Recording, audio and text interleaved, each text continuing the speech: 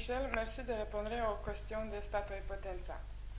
Quelles sont les principales positions économiques, sociales, politiques et géopolitiques de votre organisation, le PCN, le Parti communautaire national européen?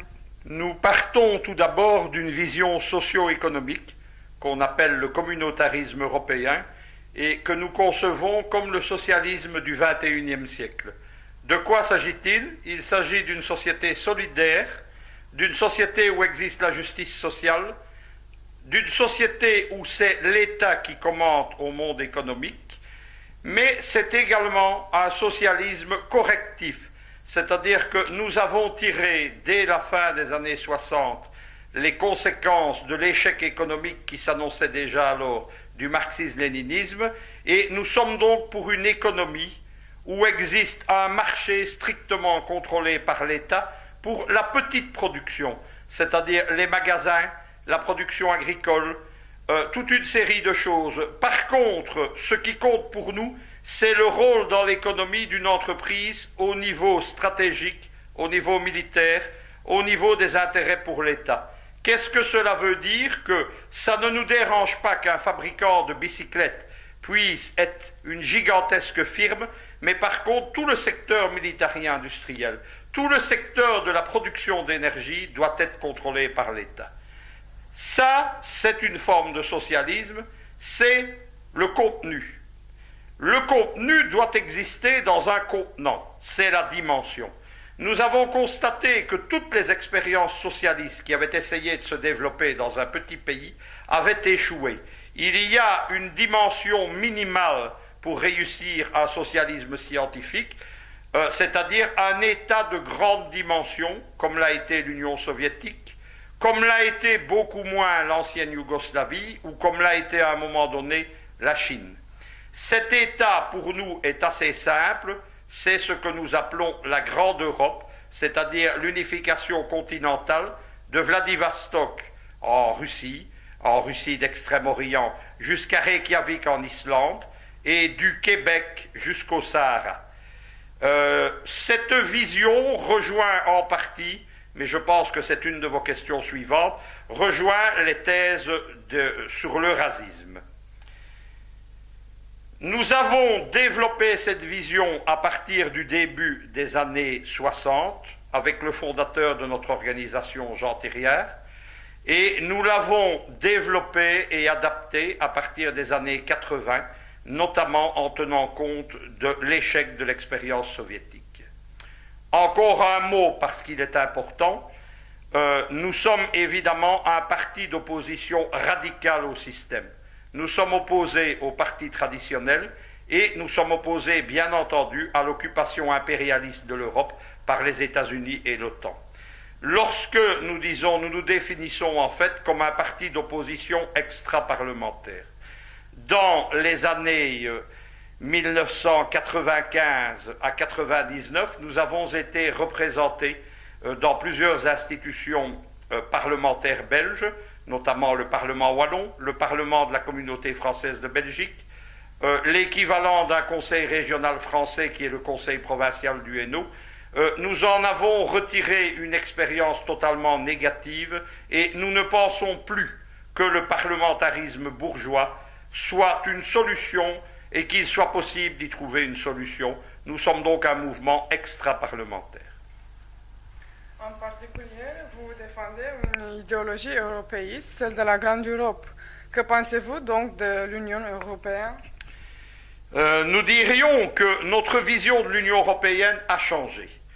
Lorsque Jean Thiriard a défini dans les années 60 ses thèses sur la Grande Europe, qui évoquait déjà à l'époque une Grande Europe jusque Vladivostok, Thiriard, comme moi-même ensuite, nous avons toujours dit que la Russie c'est aussi l'Europe, notre conception était que l'Union européenne était une étape vers justement, une étape fédérale ou confédérale, vers l'existence d'une grande Europe. Malheureusement, au fil des années, nous avons constaté que l'Union européenne trahissait l'idée européiste. Ça a été à partir du traité de Maastricht, ça a ensuite été l'acte unique, la tentative de constitution, C'est-à-dire que petit à petit, l'Union européenne, d'un grand projet libérateur et unificateur du continent, est devenue simplement le bras armé politique de l'OTAN.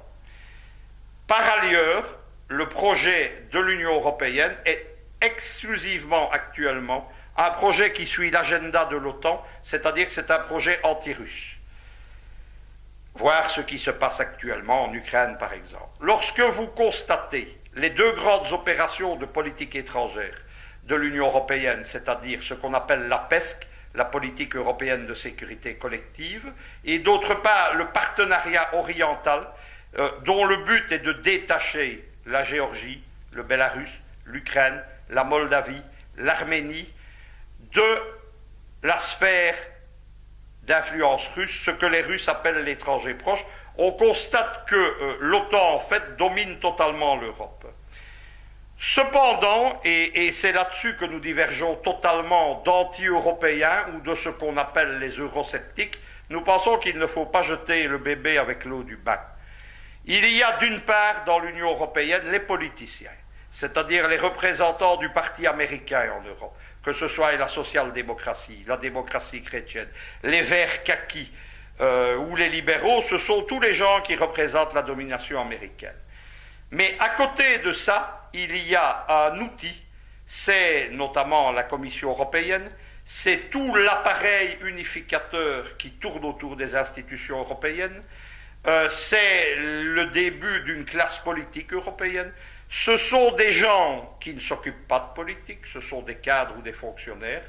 On peut parler à leur sujet de technocratie, mais il faut des technocrates pour faire un État. Ce que eux construisent, c'est un outil de puissance. Cet outil de puissance, il peut exister, comme maintenant, au service de l'OTAN et des États-Unis, mais il peut exister aussi demain au service de la grande Europe. Vous devez savoir que dans l'histoire du colonialisme, que ce soit le colonialisme français, le colonialisme italien, etc., ce sont souvent les colonisateurs qui ont créé les conditions d'unification des colonies. C'est ce qui se passe pour nous en Europe. Nous attendons deux grands phénomènes, c'est-à-dire d'une part le développement de cette classe politique européenne qui est fréquemment humiliée par les Américains. Il y a, lorsque vous parlez à beaucoup de diplomates, lorsque vous parlez à des gens qui ne sont pas des gens de la politique politicienne, il y a une humiliation par rapport à ce qu'ils sont dans l'Europe, par rapport par exemple aux militaires qui ne sont que l'infanterie coloniale du Pentagone. À côté de ça, il y a un second phénomène, c'est la montée de l'anti-américanisme au sein des masses européennes. Nous disons que les conditions d'une révolution en Europe, elles sont triples. C'est la jonction entre, d'une part, la classe technocratique transnationale européenne, des masses anti-américaines, et pour ça, parce que nous sommes léninistes, nous sommes aussi les héritiers de Que faire, nous disons qu'il faut un parti révolutionnaire de cadres, et c'est à cela que mon organisation travaille.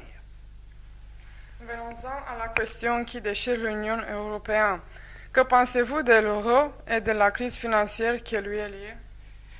Je pense qu'il y a actuellement une très grande confusion entre les causes et les conséquences. La cause de la crise financière actuelle, c'est quoi? C'est la globalisation ultralibérale, c'est l'économie mondialisée sous domination américaine, et c'est l'appétit économique, l'appétit consumériste des banksters.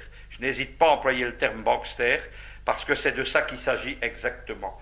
La crise de l'euro, elle, c'est une des conséquences de cela. Ce n'est pas comme beaucoup d'eurosceptiques le prétendent. Il y a eu récemment, par exemple, une réunion à Athènes d'une série de partis dont certains, je dois dire, ont des animateurs honorables, mais ils se trompent. Ils se trompent lorsqu'ils croient que l'euro est la cause et qu'il faut sortir de l'euro. Nous sommes en fait au cœur d'une crise économique et d'une crise financière. Derrière cela, il y a une guerre économique. Il y a tout d'abord la guerre économique Europe-États-Unis qui existe depuis la fin des années 70. J'ai beaucoup moi-même écrit dès 1984-85 sur cette guerre économique. C'est ce que j'appelle la contradiction interne de l'Union européenne. C'est-à-dire qu'on a d'une part une domination, une alliance complète, c'est l'atlantisme, militaire et politique avec les États-Unis, mais que parallèlement à ça, le principal ennemi économique des États-Unis, c'est précisément l'Union européenne. À cela s'ajoute la guerre des monnaies.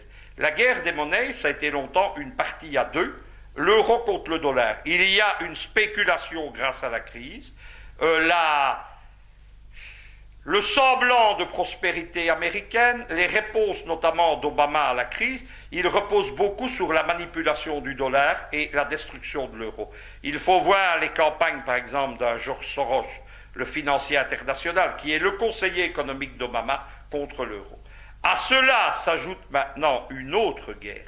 C'est la guerre que la Chine fait au niveau financier. C'est-à-dire la guerre du yuan contre à la fois l'euro et le dollar. Vouloir dans ces conditions revenir à l'ancien système, c'est-à-dire toute une série de monnaies séparées de petits États, c'est se tromper de dimension. J'insiste, et Jean Thirière avant moi, sur la question de la dimension européenne. Il y a des gens en France, Montebourg au sein de la social-démocratie, qui jouent un théâtre sur la France. Il y a des petits nationalistes, la plupart à droite, qui également voudraient revenir à une grande France, une grande Italie, une grande Espagne. Tout ça n'est pas crédible. Nous sommes à l'heure des grands empires. Nous faisons face à une Chine de plus d'1 milliard de consommateurs. La force des États-Unis, c'est d'être un grand marché unitaire. Et nous devons être un marché. Nous ajoutons une chose. La solution à la crise, elle existe. Mais elle n'existe pas au sein du système capitaliste libéral. La solution à la crise, quelle est-elle ? C'est également une théorie qui existe depuis longtemps. Elle a été définie par Friedrich List, qui est un économiste allemand au XIXe siècle. C'est l'homme qui a créé le Zollverein, l'Union économique allemande, qui a permis l'unification allemande par Bismarck. Quelle est cette théorie ? C'est celle du nationalisme économique. Ce nationalisme économique, il doit être européen. Et il doit s'inscrire dans une volonté, d'une part, la fusion des économies, celle de l'Union européenne et celle du bloc russe, c'est-à-dire de la seconde Europe qui se crée à l'Est. Nous sommes complémentaires, nos intérêts sont les mêmes, nous sommes la même culture, la même civilisation. À ce bloc doit être attaché également la Turquie et l'ensemble de l'espace méditerranéen. La solution, elle est simple, les 3 Roms. La première Rome, celle de l'Italie. La seconde Rome, Byzance, aujourd'hui Istanbul. La troisième Rome, qui est Moscou, doivent s'unir pour former la 4e Rome, la grande Europe unitaire. Cela suppose évidemment les liens totalement coupés et une situation conflictuelle que nous assumons parfaitement avec l'impérialisme américain. Vous avez commencé votre action en Belgique il y a plus de 40 ans et la centrale du PCN est installée à Bruxelles. Dans quelle situation est la Belgique ? Le PCN est une organisation transnationale. Nous sommes nés par hasard en Belgique, tout simplement, comme dans les années 60, Jean Thirière, qui lui-même était belge, de passeport, je le précise, puisque comme moi, il se considérait comme un Français de Belgique. Nous avons développé le parti à partir évidemment de cet espace-là. Nous n'avons pas un attachement particulier à la Belgique, ni à aucun État européen actuel. Nous sommes une organisation transnationale, notre centrale est à Bruxelles, nous avons des secrétariats à Paris, en Moldavie, en Russie. Notre secrétaire général Fabrice Béor est installé en Russie depuis plusieurs années. Nous avons des secrétariats notamment dans le Caucase, près de Sotchi et à Moscou. Nous sommes tout à fait détachés. La question de la Belgique, néanmoins, elle existe puisque nous avons démarré là-bas, nous nous battons là-bas. Certaines de nos structures sont des structures de droit belge et nous menons une guerre contre l'État belge depuis maintenant plus de 20 ans. De quoi s'agit-il simplement? C'est que pour des intérêts qui sont liés à la particratie belge ou des intérêts liés à ceux de l'OTAN, l'État belge nous fait subir une répression rampante. Je vis moi-même depuis 2 décennies dans des procès à répétition, des attaques qui sont menées. Nous n'avons donc pas de sympathie. Nous ne sommes pas du tout des gens qui, lorsqu'on les frappe sur la joue droite, tentent la joue gauche. Nous répondons par un coup de poing dans la gueule. et nous sommes des adversaires résolus de l'État belge et nous soutenons actuellement toutes les tentatives, d'où qu'elles viennent, de dissolution de l'État belge. Cela veut dire les forces républicaines, à droite en Flandre et à gauche en Belgique. En Belgique, il y a un mouvement de gauche que l'on appelle rattachiste, c'est-à-dire qui voudrait que Bruxelles et la Wallonie fassent retour à la République française, dont nous avons été des citoyens sous la Première République, à l'époque de la Révolution jacobine et du Premier Empire français. C'est un mouvement qui s'appelle notamment le Rassemblement Wallonie-France. On appelle cela le rattachisme et nous soutenons cela aussi. La Belgique, c'est un État failli. C'est un État artificiel qui a été créé en 1830. Certains ont parlé de monstre géopolitique. Il a été créé pour empêcher la puissance française impériale de renaître. Il s'agissait pour les Britanniques de contrôler Anvers. Ensuite, on a installé une monarchie parasitaire, c'est la dynastie des Saxe-Cobourg. Ce sont des cousins des Windsor britanniques. Ce sont des gens qui ont mis le pays en coupe réglée, qui ont lancé, sous le roi Léopold II, la Belgique dans une immonde aventure néocoloniale. Vous devez savoir que les camps de concentration n'ont pas été inventés par les Britanniques lors de la guerre avec les bourgs. Ils n'ont pas été inventés, bien entendu, par Adolf Hitler, qui n'a fait que généraliser. Ils ont été inventés par les hommes de main du roi Léopold au Congo. Cette dynastie est encore en place. Le dernier, c'est le roi Philippe, qui vient d'accéder au pouvoir. Ce sont des gens qui sont une classe parasite. Autour d'eux existe une classe politicienne, médiatique et du show business également parasitaire. Comptez par exemple les nobliaux, les particules d'ancien régime sur les ondes de la RTBF et vous verrez ce qu'est le système belge. Parlons franchement, la Belgique est très importante actuellement parce que c'est le verrou géopolitique de l'Union européenne. Elle a longtemps servi de modèle et la classe politicienne belge, en particulier la démocratie chrétienne belge, fournit depuis maintenant un demi-siècle les pseudo-dirigeants de l'Union européenne. Beaucoup, avant d'ailleurs de diriger l'Union européenne, commencent par être secrétaire général de l'OTAN. Cette classe politique, évidemment, est soutenue par un appareil, les États-Unis, l'OTAN, l'Union européenne, qui ne veut pas voir Bruxelles, la Belgique, où se trouvent justement les centrales de l'Union, la capitale de l'Union européenne et la centrale de l'OTAN, se dissoudre. Ce qui se passe en Belgique, c'est quelque chose de capital. Il faut simplement comprendre une chose, et nous sommes parfois mal compris. La seule force politique actuellement en Belgique qui a la capacité de faire éclater l'État belge, c'est le nationalisme flamand. C'est pour ça que nous avons au niveau du PCA d'excellents rapports avec les formations nationalistes flamandes, même si idéologiquement nous sommes très loin les uns des autres. Eux ont la puissance. Lorsque la Belgique éclatera, c'est-à-dire que ça peut arriver rapidement ou lentement, la Belgique c'est un cadavre en décomposition dans lequel on a maintenu une apparence de vie. Ça peut aller vite ou pas, la question n'est pas là, mais lorsque cela arrivera, il y aura, nous l'espérons, un effet de domino en Europe. La France occupe une grande place dans vos réflexions. Vous avez beaucoup écrit il y a déjà 20 ans sur l'axe Paris-Moscou, mais vous dénoncez aujourd'hui l'axe Washington-Tel Aviv-Paris. Quelle est la situation de la France? Il faut tout d'abord comprendre une chose. En géopolitique, il n'y a pas de situation acquise.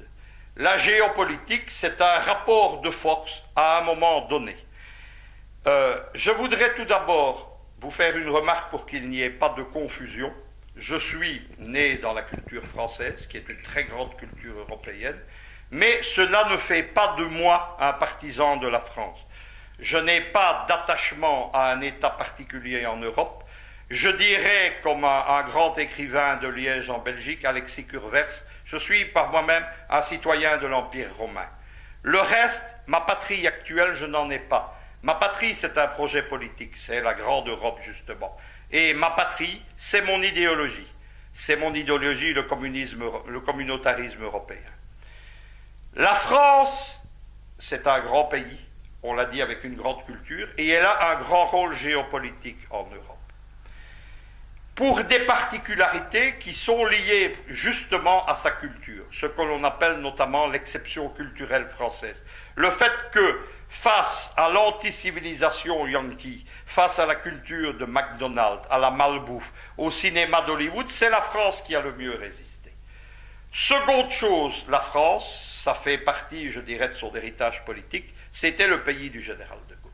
Le général de Gaulle a été le seul dirigeant européen qui a pris ses distances avec les Américains, qui a parlé de la grande Europe, lui disait jusqu'à l'Oural, parce que la Sibérie n'était pas dans les méthodes de pensée de sa génération, mais lui a tendu la main à Tito, il a tendu la main à Ceausescu en Roumanie, il a tendu la main, bien entendu, aux Russes, aux Soviétiques. De Gaulle a fait sortir la France de l'OTAN. Lorsque l'Union soviétique malheureusement a implosé. Et nous avions annoncé cette implosion dès les années 1980 avec Jean Thirière. Nous avons cherché un concept de rechange. Je suis, moi, ce qu'on appelle un idéologue. Pour moi, ça n'a pas la connotation péjorative que ça a dans le langage des sciences politiques occidentales. Je suis quelqu'un qui fournit des modes de pensée, qui diffuse des thèses politiques, qui crée de l'idéologie et qui fournit des scénarios pour l'avenir. Avant d'être un militant politique, avant d'être un organisateur, je suis quelqu'un qui pense. La question qui s'est posée justement lorsque l'Union soviétique a implosé, c'était de trouver une solution de rechange. Jusqu'à ce moment-là, nous avions parlé avec Jean Thirière de ce qu'on appelle l'empire euro-soviétique, c'est-à-dire que nous prônions une unification entre l'Union européenne et l'Union soviétique, avec comme unificateur l'URSS, pas l'Union européenne. L'URSS implosant, la Russie étant humiliée, ce sont la décennie tragique d'Eltsine, c'est la décennie des oligarques, c'est le recul de la Russie, c'est la Russie qui laisse détruire la Yougoslavie, qui laisse bombarder Belgrade. Nous avons donc cherché un concept. Ce concept, c'était l'axe Paris-Moscou. Nous avons été les premiers à en parler dès 1992, et la première apparition du concept d'axe Paris-Moscou, c'est dans un livre qui était consacré au PCN et qui a été publié en 1993. D'autres ensuite ont suivi, notamment François de Grossouche, qui est le fils d'un ancien conseiller de Mitterrand.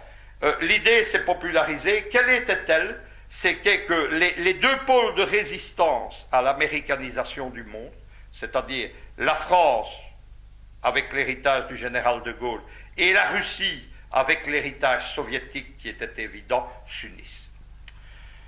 Ce concept, malheureusement, a cessé d'être opérationnel et est devenu complètement obsolète avec l'arrivée au pouvoir de Nicolas Sarkozy.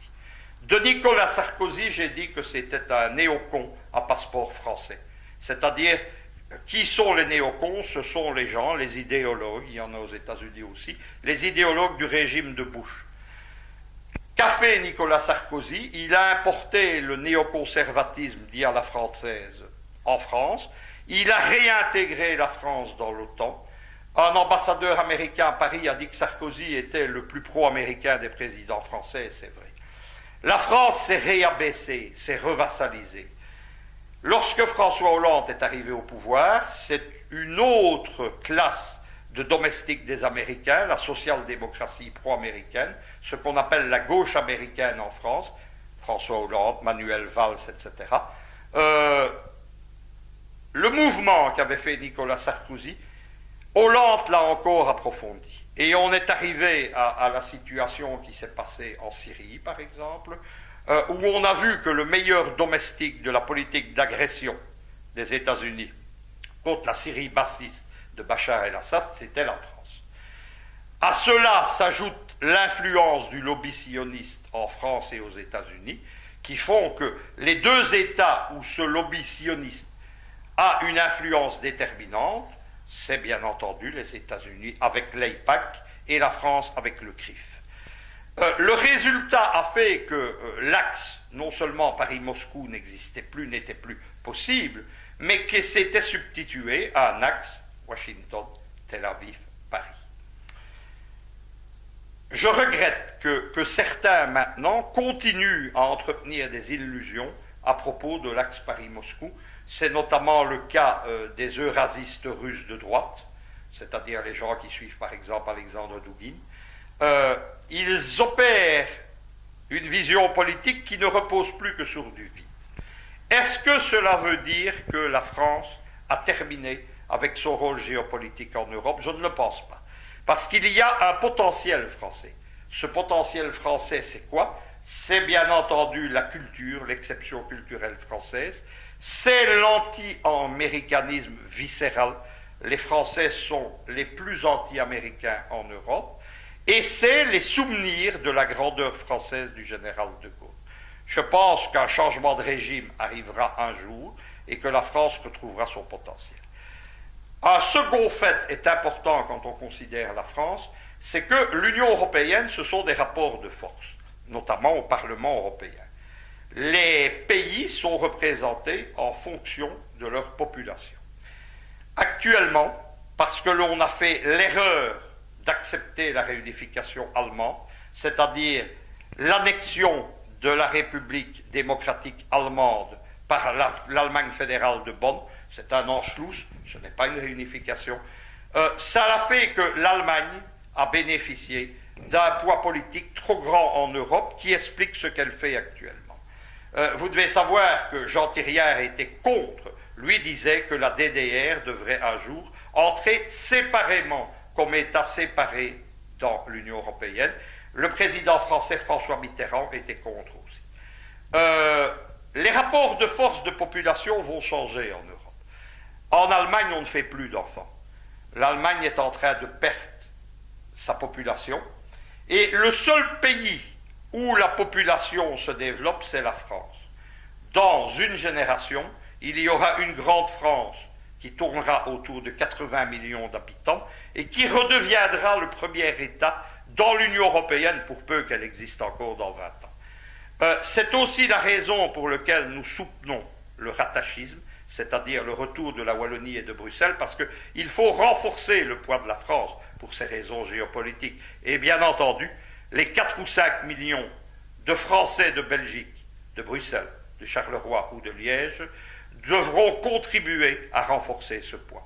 On est là dans une stratégie géopolitique. On n'est pas là dans des petits calculs politiciens et on n'est pas là dans de l'affectif. Le raisonnement que je vous tiens, c'est un raisonnement logique. Je me rattache, moi, à 2 grandes écoles logiques, c'est le marxisme-léninisme et les néo-machiavéliens, les gens comme Pareto, etc. Et donc, nous ne faisons pas dans l'affectif, nous faisons des analyses rationnelles, froides. La politique française est dominée par la question du FN. Que pensez-vous du Front National de Marine Le Pen? Je n'en pense que du mal. Je suis un adversaire radical de l'imposture politique que représente le Front National. Nous l'avons combattu en France. Notre camarade Fabrice Béor, qui aujourd'hui est notre secrétaire général, s'est même présenté à Toulon à une élection législative partielle en 1998 avec une liste qui s'intitulait La jeunesse contre Le Pen. Nous l'avons combattu, son clone belge, il y avait un Front National en Belgique, dont nous avons brisé l'ascension dans les années 1994-1996. Nous les avons privés de sénateurs, de députés, du financement de l'État. Mais pourquoi? Pas parce que subitement nous serions gagnés aux thèses antifascistes du régime, etc., qui sont une autre forme d'imposture. Simplement, nous disons que le Front National est une imposture politique. Elle est une imposture au niveau du clan Le Pen lui-même. On est dans une entreprise familiale, avec des gens qui sont des multimillionnaires, qui par leurs liens sociaux sont rattachés à l'établissement français dans ce qu'il a de pire, notamment au niveau du show business. Ce sont des gens qui prétendent défendre le peuple et des petites gens, mais qui vivent dans un château. C'est aussi un clan familial. Marine Le Pen dirige le parti avec Louis Alliot, qui est son compagnon. Elle est la fille de Jean-Marie Le Pen qui l'a fondé. Parmi les élus au Parlement européen, on retrouve le père et la fille Le Pen. Et une des deux, dans les 2 députés que le Front National a au Parlement français, on retrouve la petite fille de Jean-Marie Le Pen. Ce n'est plus là de la politique, c'est un clan familial et c'est du népotisme. Ce n'est pas la seule chose, évidemment. Le FN également, c'est une organisation qui a toujours été du côté de l'impérialisme et du libéralisme. Il faut arrêter. Pour le moment, grâce à certains conseillers, dont certains viennent de la gauche, le Front National, parce que c'est un parti attrape-tout, c'est un parti qui veut prendre des voix partout, a un discours qui copie un peu ce qu'était il y a quelques années l'altermondialisme. Mais dans la réalité, allez voir, lorsqu'on a voté le fameux traité transatlantique, c'est-à-dire l'avalement de l'Union européenne par l'économie américaine, c'est ça le traité transatlantique, la destruction de notre culture, eh bien, les Le Pen, père et fille, au Parlement européen, ont voté pour ce traité. Une dernière question. Il y a actuellement, notamment dans la périphérie du Front National, des gens qui tiennent un discours pro-iranien, qui tiennent même un discours pro-immigration. C'est la question du sionisme. Le père Le Pen a toujours défendu des positions dites antisémites, mais il a toujours lui-même été l'un des défendeurs d'Israël, parrain des Arabes.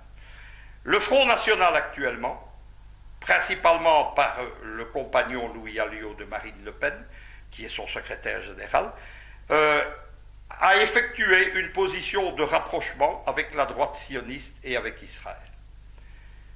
Dernière chose, nous sommes opposés au Front National parce que le projet du Front National est incompatible avec le nôtre. Quel est ce projet? C'est le repli national, c'est la xénophobie. Nous sommes, nous, au contraire, pour une grande Europe sans frontières. C'était les thèses de Jean Thiriard, ce sont les miennes. Et nous avons fait, notamment depuis le début des années 80, campagne pour l'entrée de la Turquie dans l'Union européenne, mais également pour l'entrée des pays du Maghreb, qui, on l'oublie souvent, le Maroc ou la Tunisie, sont candidats à l'entrée dans l'Union européenne depuis de nombreuses années. Nous pensons donc que les positions du Front National sont totalement incompatibles avec les nôtres. Une dernière chose, elle est importante, nous sommes aussi opposés au Front National pour des raisons politiques pures. Nous pensons qu'une grande force d'opposition doit se créer. Cette force d'opposition, elle doit unifier les mécontents aux deux extrêmes de l'échiquier politique, à droite et à gauche. C'est la raison pour laquelle nous sommes souvent taxés de national-bolchevisme ou de national-communisme. Mais qu'on ne se trompe pas, nous avons prôné cela, nous le prônons encore. Nous avons notamment à un moment donné parlé de la Constitution en Belgique, et nous l'avons fait, d'un front noir-rouge-vert, noir pour les nationalistes révolutionnaires, rouge pour les socialistes et les communistes, vert pour les écologistes radicaux.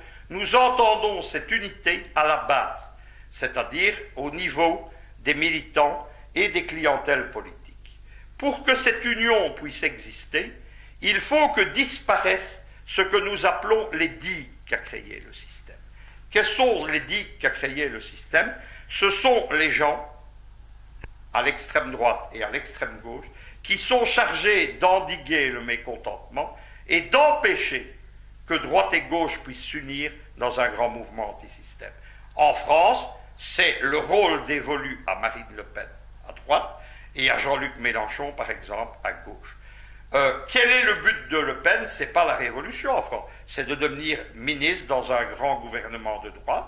Et pendant que s'opposent droite et gauche, extrême droite et extrême gauche, antifascistes et nostalgiques du fascisme, pendant ce temps-là, le système a une tranquillité totale. C'est, pour employer un langage un plus direct, c'est un genre de proxénétisme aux extrêmes qui est fait par des gens qui sont les proxénètes du système. Comment jugez-vous le rôle joué par l'Allemagne au cours des dernières années? Je le juge extrêmement négativement. L'Allemagne, c'est quoi? C'est un peu en réduction ce qu'est l'Union européenne. L'Allemagne, c'est un géant économique, mais c'est un nain politique. La politique de Berlin est totalement sous contrôle de l'OTAN et des États-Unis. Les États-Unis jouent un rôle très intelligent. c'est-à-dire qu'ils laissent les pays européens qu'ils occupent avoir des nostalgies de leur grandeur passée. Et l'Allemagne, clairement, a des nostalgies du rôle géopolitique qu'a joué le Deuxième Reich de Bismarck et Guillaume II et le Troisième Reich d'Adolf Hitler, notamment dans les pays baltes, en Europe centrale et dans les Balkans. Mais tout cela sert à quoi? Tout cela sert à l'expansion de l'OTAN à l'Est. Qu'a fait l'Allemagne? L'Allemagne a joué un rôle crucial dans la destruction de la Yougoslavie, en soutenant notamment les indépendances slovènes et croates. L'Allemagne a joué un très sale rôle dans les pays baltes, en entretenant notamment l'agitation anti-russe. Et regardez ce qui se passe aujourd'hui en Ukraine. En Ukraine, c'est une opération pilotée par Berlin et les services secrets allemands pour renverser le gouvernement légal et légitime ukrainien, le remplacer par un régime pro-occidental, un régime de marionnettes, et les Allemands jouent un rôle central. Le futur candidat de l'opposition pro-OTAN unie, c'est le boxeur Klitschko. C'est quelqu'un qui a un passeport et la nationalité allemande. Son parti a été fondé à Munich.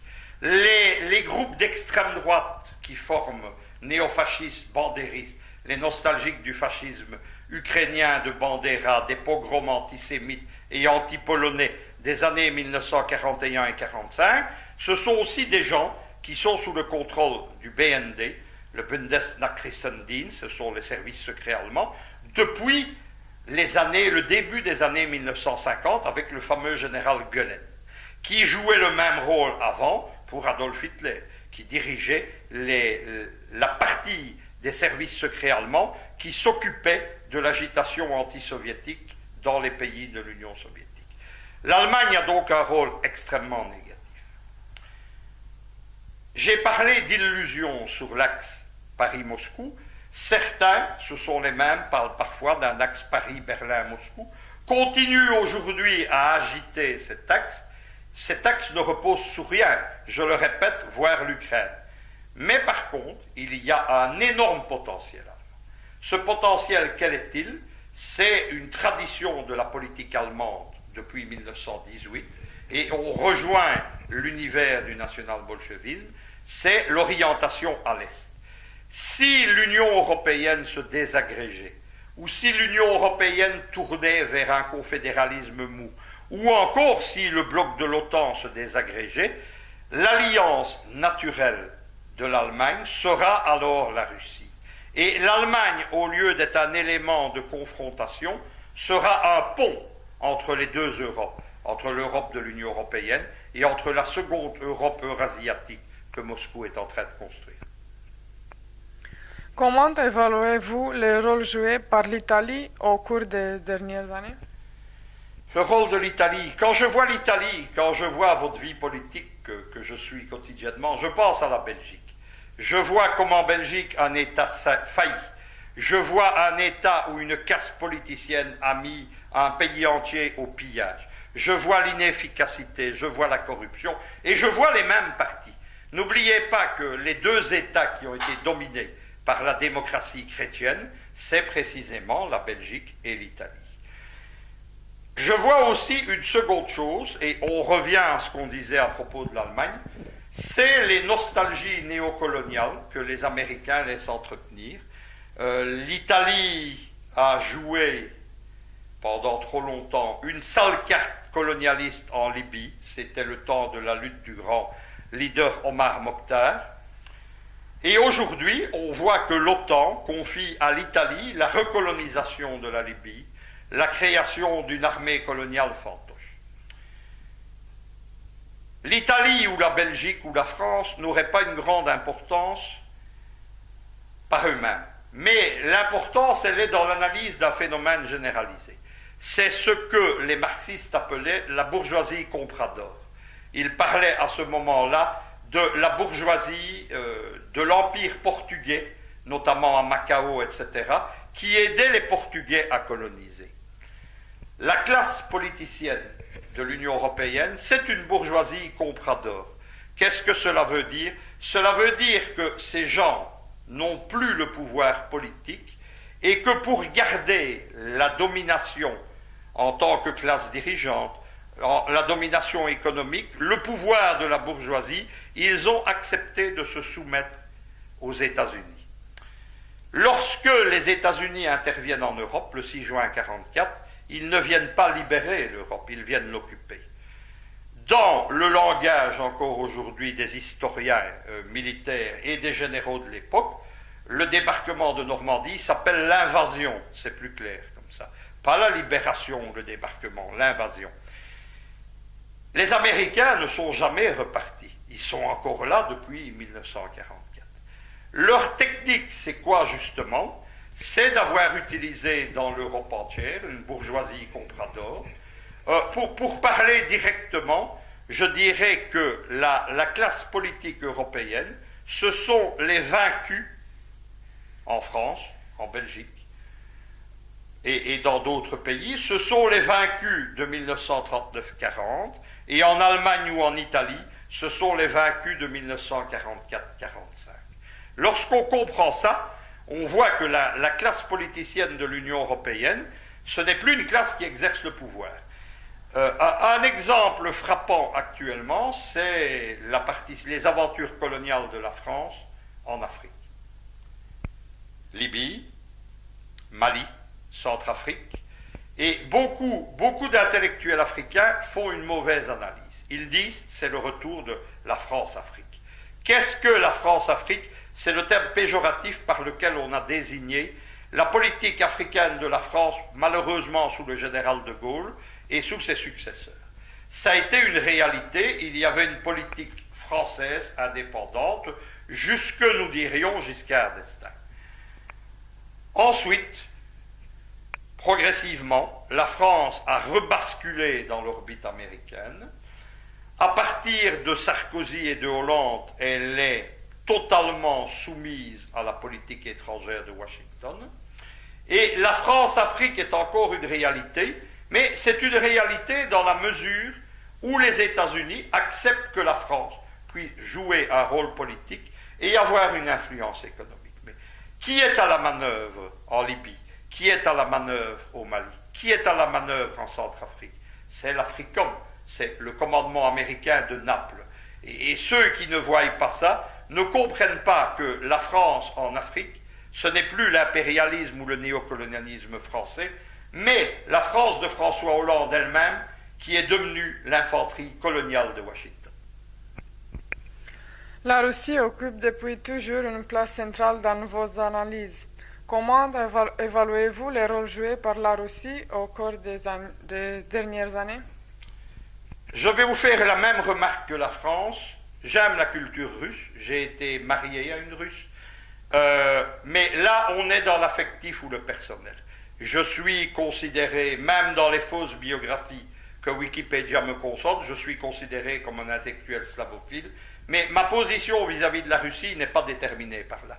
Elle est déterminée par la géopolitique. Actuellement, en Europe, et c'était déjà vrai dans les années 70 et 80, il n'y a plus qu'un seul État réellement indépendant de Washington, c'est la Russie. La Russie qui a une partie de l'héritage de l'Union soviétique, même si cet héritage est très réduit, qui est la deuxième grande puissance nucléaire, qui a des moyens, qui a des réserves, qui a un territoire immense, malheureusement pas une grande population, mais c'est la réalité. Nous pensons donc actuellement que la seule clé de la libération et de l'unification de la Grande Europe viendra de la Russie. Nous voyons la Russie comme le Piémont de l'Europe. Vous êtes italien, vous savez donc le rôle qu'a joué le royaume de Piémont-Sardaigne dans l'unification, dans le Risorgimento. Nous rêvons d'un Risorgimento grand européen avec un Piémont russe. Il y a une autre analogie historique qui me plaît bien aussi, c'est celle de la Macédoine.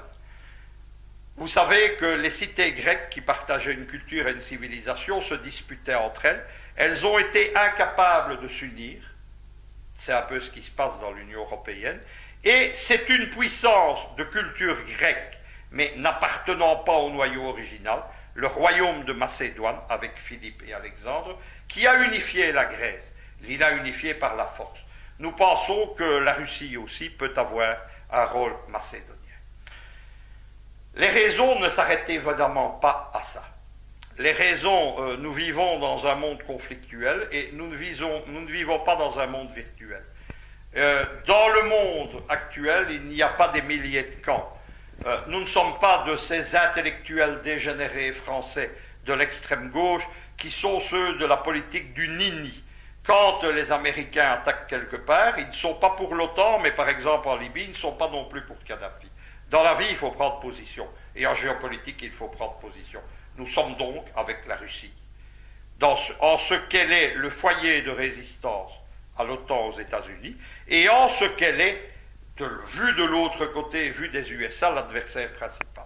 Mon organisation est intervenue dans la plupart des pays d'Europe orientale depuis plus de 15 ans maintenant. Nous avons aidé comme nous le pouvions dans des opérations politiques, dans des opérations de propagande. Nous sommes allés en Moldavie, nous sommes allés dans ce qu'on appelle la Transnistrie, la République moldavienne d'Est, nous sommes allés dans le Caucase, en Abkhazie, nous sommes allés en Arménie, nous sommes allés en Russie au moment des élections, parce que c'est là-bas que ça se passe. J'ai moi-même eu à un moment de ma vie, dans les années 1998-2005, une très grande activité pour défendre les minorités russes dans les pays baltes. C'est une situation que j'ai vécue malheureusement intimement, puisque mon épouse était une Russe de Riga. Deuxième chose, c'est ce que nous appelons la seconde Europe. La seconde Europe, c'est quoi? C'est une thèse géopolitique que j'ai définie dès 2006, c'est-à-dire que le bloc qui est en train de se reconstruire autour de la Russie, avec des choses comme le groupe de Shanghai, le traité de sécurité collective, l'espace économique eurasiatique, l'union douanière, l'union étatique Bélarus-Russie, etc. Tout ceci contribue à créer un pôle de puissance à l'Est qui est une seconde Europe, une deuxième Europe, une autre Europe.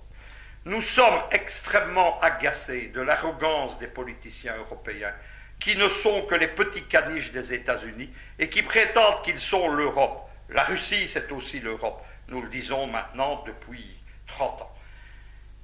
Cette seconde Europe, ce n'est pas moi uniquement, évidemment, qui la définie comme telle. Il y a des idéologues russes pour la définir, et il y a également au sein de l'Union européenne, notamment dans les instituts de l'OTAN, dans les pays baltes, des gens qui s'inquiètent de cette Europe qui se construit face et contre, disent certains, l'Union européenne. Et là, nous sommes au cœur de l'actualité. Ce qui se passe actuellement en Ukraine, ce n'est pas la question du gaz, ce n'est pas la question des marchés, c'est le choc de deux visions antagonistes de l'Europe. D'un côté, l'Union européenne, c'est-à-dire une Europe qui est une annexe économique et militaire des États-Unis, qui aurait tendance à s'intégrer dans un ensemble transatlantique, ils le disent eux-mêmes, et face à elle, il y a une vision de l'Europe qui est une Europe indépendante, eurasiatique, comme le dit lui-même, et qui est la vision du président Poutine. J'ai été particulièrement satisfait, il y a quelques heures, du discours de Poutine sur l'état de la Russie 2013, puisque pour la première fois, Poutine non seulement s'oppose au monde occidental pragmatiquement, mais commence à définir une nouvelle idéologie russe. On est clairement là dans un schéma d'avenir. Nous disons donc l'Europe de Vladivostok à Reykjavik et pas l'inverse. Qu'attendez-vous de 2014? Je vais vous dire que je n'attends rien de particulier. Notre conception de la politique, de l'action politique, c'est une conception volontariste. Nous sommes des gens qui nous battons. Nous disons que ce qui est important, c'est de se battre et de vivre debout. Je suis personnellement quelqu'un, je suis considéré comme un monstrueux ennemi par l'OTAN, le système belgicain. Je n'ai jamais abdiqué. Je vis droit, je rends les coups, je les rends bien généralement, et c'est comme ça. Je suis un peu agacé de gens qui attendent des miracles, qui attendent des basculements, qui attendent parce que ces choses n'existent pas. Je voudrais particulièrement attirer l'attention, c'est que certains maintenant ont une vision optimiste, on parle un peu trop souvent d'un effondrement américain, etc. Parlons franchement, il y a encore actuellement une seule superpuissance mondiale, ce sont les États-Unis. Là, à un moment donné, notamment l'intellectuel français Emmanuel Todt et moi-même, nous avons cru que les États-Unis allaient lentement s'effondrer, notamment pour la question de l'énergie du pétrole. Et malheureusement est arrivé le gaz de schiste, le pétrole de schiste. Et les États-Unis, en 2018, non seulement vont être autonomes pour au moins une génération énergétiquement, mais vont exporter. Vous devez savoir une chose, c'est qu'il faut lire l'adversaire, il faut lire les géopoliticiens américains. L'un des principaux, parce qu'il est le porte-voix du lobby militari-industriel américain, c'est George Friedman. C'est le patron de l'Institut de recherche Stratford. Friedman a écrit 2 livres de prospective politique et clairement, il évoque un 21e siècle américain et il fait, mais lui et ses amis, un pari géopolitique, c'est l'effondrement de la Russie et de la Chine. 2014, par contre, est une année importante pour mon organisation. Parce que nous allons, je vais dire, non pas commémorer, nous ne sommes pas des gens de commémoration, mais nous allons marquer un double événement. D'une part, les 40 ans du PCN, qui est né à son premier congrès en juin 1984, et deuxièmement, l'acte fondateur de notre idéologie, le livre de Jean Thiriard, Un empire, 400 millions d'Européens, qui a été écrit en 1964. 60 ans d'idéologie communautariste, 40 ans du PCN, qui est l'héritier légitime de Jean Thiriard, c'est quelque chose que nous allons marquer, notamment par beaucoup d'événements sur Internet et la reprise des publications éditoriales hors revue et hors Internet de nos éditions Machiavel. Je voudrais dire un dernier mot à la fin de cette interview au lecteur de votre revue. J'aime beaucoup votre titre. Votre titre, vous l'avez pris à Zouganov, à l'édition italienne de son livre, État et puissance.